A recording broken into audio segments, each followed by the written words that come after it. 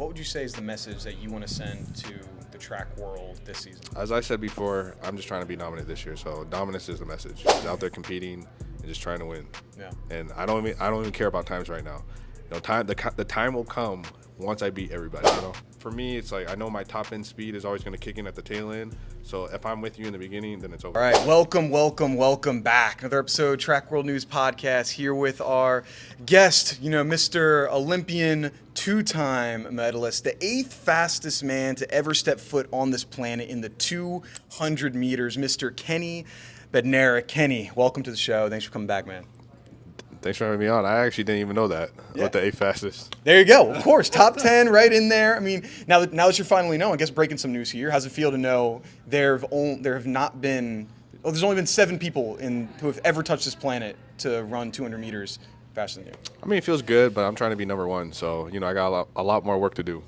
A lot more work to do. Good to still be able to say, I mean, if you were to look back and tell 12-year-old you, like, hey, you're going to be a top 10 best at anything in the world, would have you believed, like, you'd be a top 10 person at something? Honestly, I think I would have, because at the end of the day, like, even when I was a kid, my work ethic and drive that I had, when I had my mindset to something, I was always going to make sure that I accomplished something. There you go. Make sure to have the driven mindset. Always go what you want to go after. Well, great to reconnect. I know we had this conversation, almost this exact same setup. I think I was sitting there and you were sitting here. Back in on the couch. Yeah, right on the couch in Eugene. I mean, I'll take us back to pre. How was that? For you and just finishing out your 2024 year. How did that season go? For you.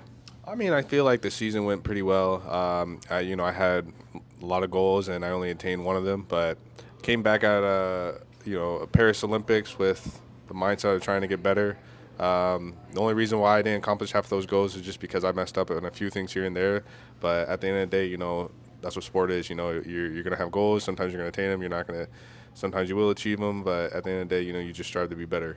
But I think at the end of the season, going to Diamond League finals and going into Zurich as well, I feel like those were one of my best races that I've had. I had a PB in the, 50, 60-degree weather in Zurich, and then after that, got the Diamond League champion. So I built a lot of confidence going into this year, and, this year I came out with a bang. There you go. I mean, you've been on a really great run, I feel, over the course of the last few seasons.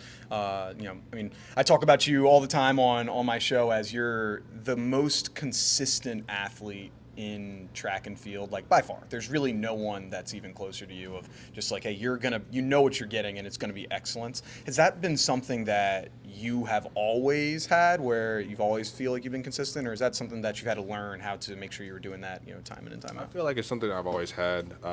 Ever since I've been in the sport, I've always put in the work, and I make sure to take care of my body, and that's why we get the same results every single time we step on the track. I mean, I'm just trying to be the best I can be every single time.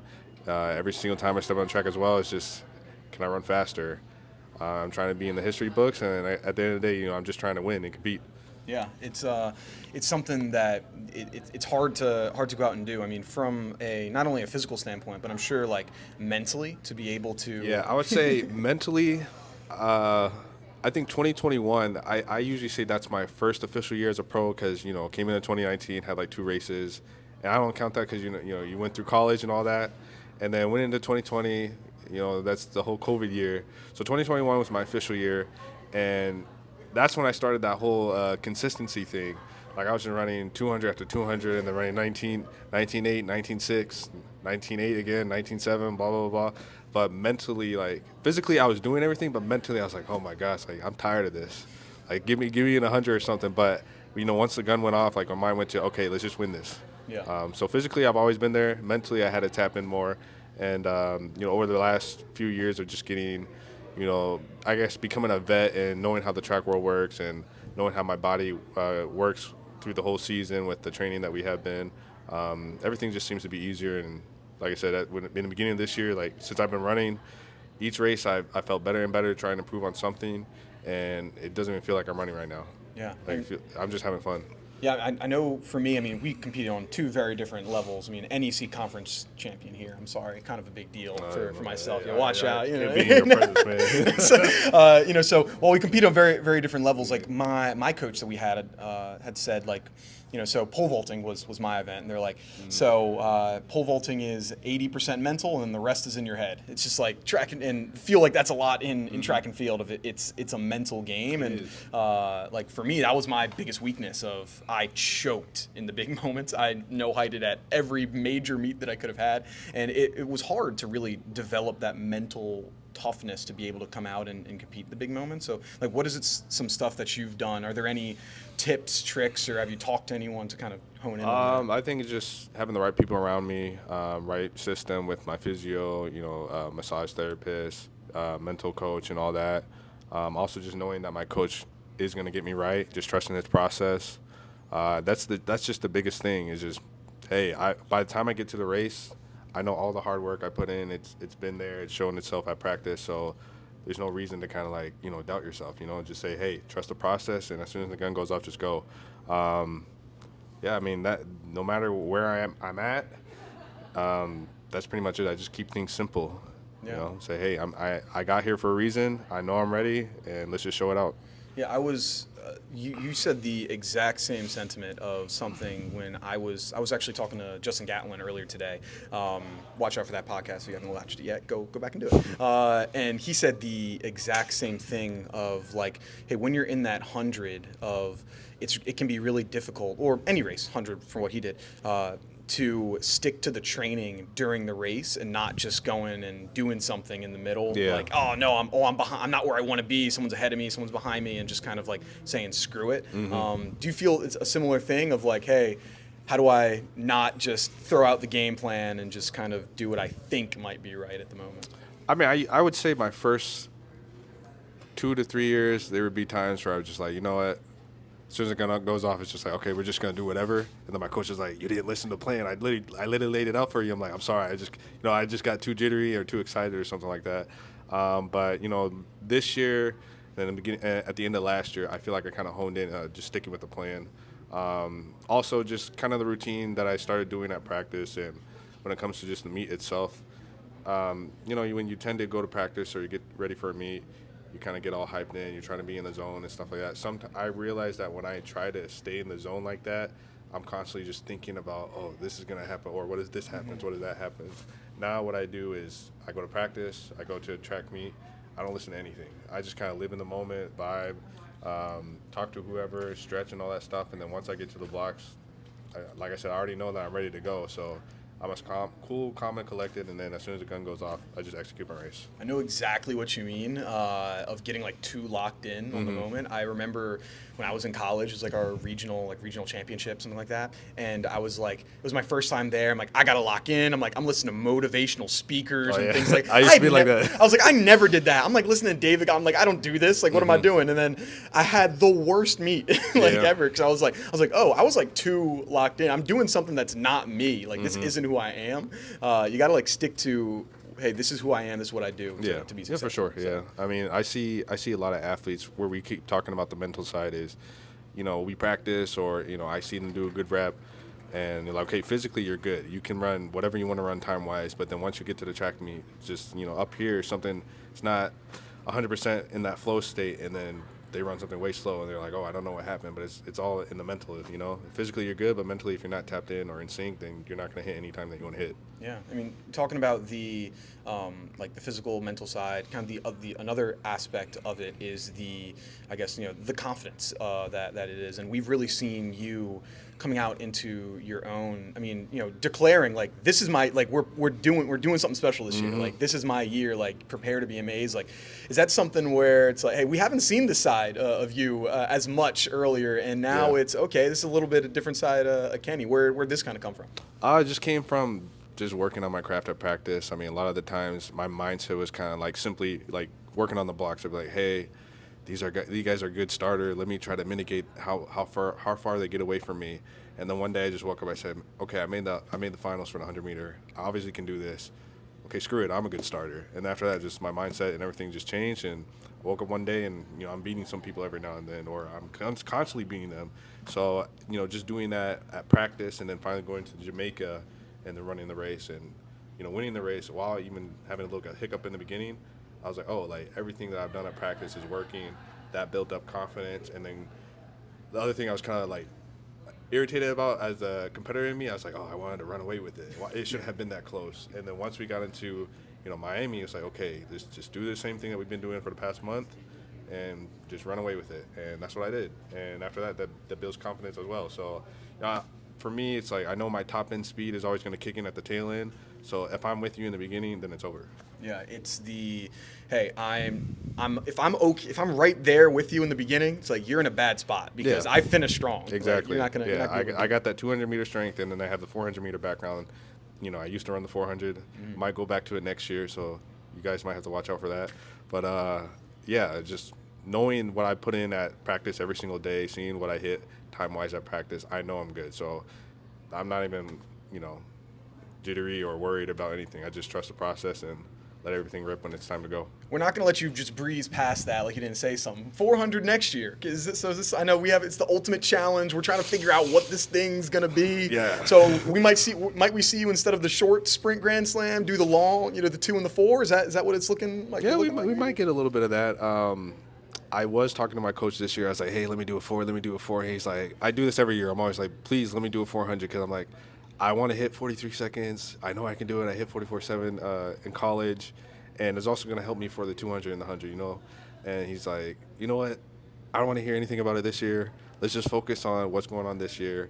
And next year, I'll let you do as many 400s as you want. I said, all right, bet. So after that, I haven't pleaded to him. I said, okay, no more 400s. You won't hear from me. We might see me in the Grand Slam doing a couple 4.2s. I think that'd be pretty exciting. I mean, obviously the 400 stacked. I mean, I feel like every race is stacked right now. You got people in the 200, the 100, and now 400.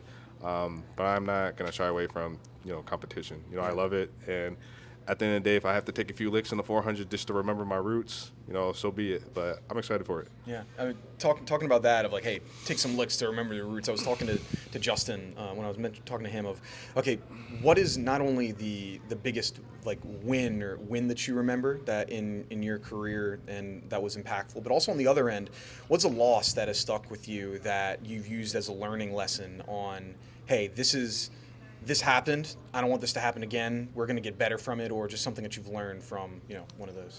I feel like the biggest loss was going, I think, Budapest in 2023 when I didn't medal the first time. I mean, obviously, so far I haven't won gold, but not making the podium, I was like, oh, like I've never been in this situation before, and that like I had to take a couple of days just to kind of think about it, look at the race, what did I do wrong. I had to, talk to the family. Like, I was very upset about it because I wasn't used to something like that. But then after that, just reset, see what I did wrong, improve on that, get better. And that was pretty much it, just lock in for the next few races that I had. And then I would say with biggest win, I honestly feel like it's the Miami race. I feel like that, and I put a statement out there. Like I said, Jamaica was one thing, but I know we got a few people out there that still don't believe I'm a true 100-meter sprinter. So I was like, okay, let's just let it rip and wake them up pretty much. So that so far is my favorite race so far. So I feel like you have just really lit the world up of like, hey, I'm here. I even made the declaration of it's not early season anymore. Kenny ran fast. If Kenny's running fast, everyone's got to be running fast. Let's go through and do it. You saw that? Oh, yeah, no. Go back, watch. It was one of my very first clips of I'm not going to listen to it anymore of someone saying, oh, it's too early in the season. We've got fast times, multiple of them. Like, let's like start putting feet on track here. And so how does that focus? Is that focus more for this upcoming year for 2025, the World Championships? Are you looking at, hey, I want to do like the 100 is more important to you or the 200? I know they're obviously important races. I wouldn't say one is more important. I mean, they're both equally as important to me. I know most people put stock in the 100-meter, but I'm just doing it because I can and I'm good at it. And I want to be the best in track and field. So if I want to be the best, I got to go up to the 100, win that, go to the 2 and win that. I'm just trying to go down in history and just, shine bright for my family, friends, and all that, and just do business. Yeah, I mean, you talked earlier Handle of business.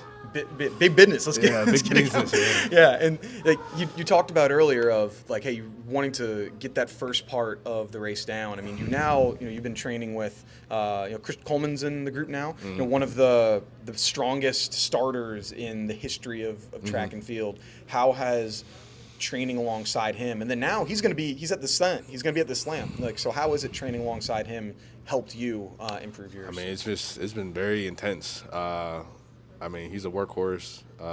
Like you said, he's the best starter that we've ever seen in history. So just training right next to him, seeing how he conducts himself on the track and how he just practices, it's definitely helped me a lot. And I think that's part of the reason why my start kind of got better, just because it's like you got no time to kind of settle. Like, you just got to up and go. And I feel like the biggest thing for me, just coming from being a 400-meter sprinter and then going down to the 2 and the 1, like, I was fast, yes, but I didn't quite have that acceleration still that I feel like I needed. And having a training partner like that and training next to it every single day, like, he really helped me fix my acceleration. Also, coach knows what he's doing. Yeah. But, having coach and having somebody like that really helped. And I think it's one of the biggest reasons why things just kind of click, because it's like, hey, like, you got to figure this out now. So yeah, and so talking about the coach, I rewatched Sprint a couple days ago. I was talking to Melissa just outside about this, and so it came through, and you're prominent on the last episode of going into that 200, and you're like, hey, you're able to accomplish one goal. You wanted to beat Noah, you're able to do that, but then unfortunately just fell a little bit short of that gold with Tobogo, who had an excellent race. What are the feelings off the track there, when you're at home, you're in the hotel of, okay, I did one part, but it wasn't exactly what I wanted it to be? It's just like bittersweet, you had somebody that you wanted to beat, you beat them, and then somebody else beat you, so it's kind of like, dang, like, that sucked. But that's why part of my mindset changed is like, okay, I'm not focused on anybody. No matter who's in the field, just compete and win the race, and that's what I've been doing this year. Yeah, of like, hey, got to go out. If you go out and just win, then focus on my race, focus on getting the win. Yeah, focus on my race, and I think that's, like I said, that's the biggest thing that changed this year. I'm just focused on my race, just out there competing and just trying to win. Yeah. And I don't even care about times right now. The time will come once I beat everybody. There you go. Love that. One last thing I wanted to talk about at the Olympics. It was didn't go as well, but that 4x1. Mm-hmm. Historically, Team USA has had difficulties, at least on the men's side of the 4x1. With your handoff between Coleman and yourself, it wasn't ideal. Didn't go great. Could you kind of bring us in for the fans that were wondering? Oh, we have these expectations. Obviously, you all are a very talented team. What kind of went down there of like, hey, that miscommunication? I just feel like, there's just miscommunication on that. There's a few things that we all could have done better as a team, and we just pretty much had to learn our lesson from that. I think this year, we're trying to change things in the system, and I think we're going to see a different side of USA when it comes to relays. We're going to be consistent and we're going to be dominant. But like I said, there's just a lot that goes on with stuff like that, and we just learn our lesson from that. Yeah, it can be hard of where everyone's so much focused on their event, and then it's like, all right, it's time to that person who was your enemy just 10 minutes ago. Yeah, now you're teammates. Yeah. you gotta work it out. I mean, all of us. I feel like all of us are pretty cool. I mean, nobody really has beef with each other, and to my knowledge, obviously. Yeah. But I mean, we're all competitors first, but then at the end of the day, when we go into that relay, it's like, hey, we're representing USA. Let's try to figure this out and get this done. Yeah. And to take it off the track a little bit, we've seen you've really taken your, whether it's social media, YouTube, that just like the Kenny icon person who you are to another level. I know Jack. I've messaged with him a little bit. Yeah. He's helps out with he's really helped out a lot. Yeah. Yeah, we've seen some other people that are here that are helping out with that. What goes into that part of all the business side of things off the track and making sure you're able to build that up.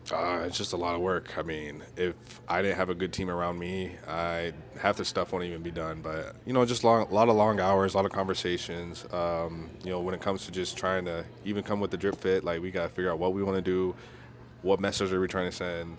But yeah, I mean, this year, I would say the last 2 years, everything has been getting bigger and bigger and bigger, and I actually love it. I mean, I feel like in the beginning when I was younger in like 2021, 2020, like I had no clue and I wasn't really ready or prepared to do stuff like that, but now I'm ready and I'm just trying to embrace it all and just try to grow bigger. Yeah, you said you're trying to figure out and determine what's the message that you want to send. What would you say is the message that you want to send to the track world, this season? As I said before, I'm just trying to be dominant this year, so dominance is the message. There you go, sending out and being dominant. Now, with the going into this championship and going into USA's, which will be happening later on, what are some things that you're looking to work on so that you can be in the best position to dominate and be Just able going into USA's? First USA's and then Yeah. obviously the World Championship later on. Like I said, I'm in good shape right now, and my race isn't perfect, but just continue to improve on the small details. How I'm trying to do transition, block starts, strike the ground properly, all these little detailed things. But like I said, right now I'm in a good place, so just trying to gradually just build on that. And by the time we get to trials, you're gonna see a different me, and then by the time we get to Worlds, you're gonna see a different me as well.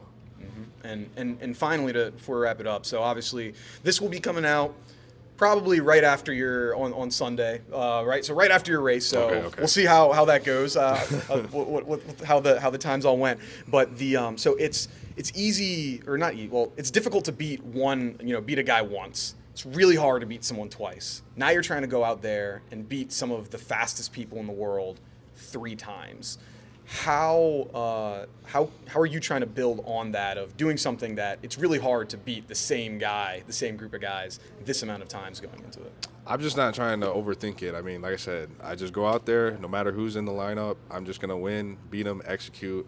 Like I said, just do what I've been doing. Just be calm, relaxed, just have fun. When I do that, then, that's when I get the win. Awesome. Kenny, thank you so much for taking the time, and thank you everyone for watching. Yeah, Hope thanks you for having me. enjoyed Track World News video. Make sure to like, comment, subscribe, tell a friend to tell a friend. See you later. Peace.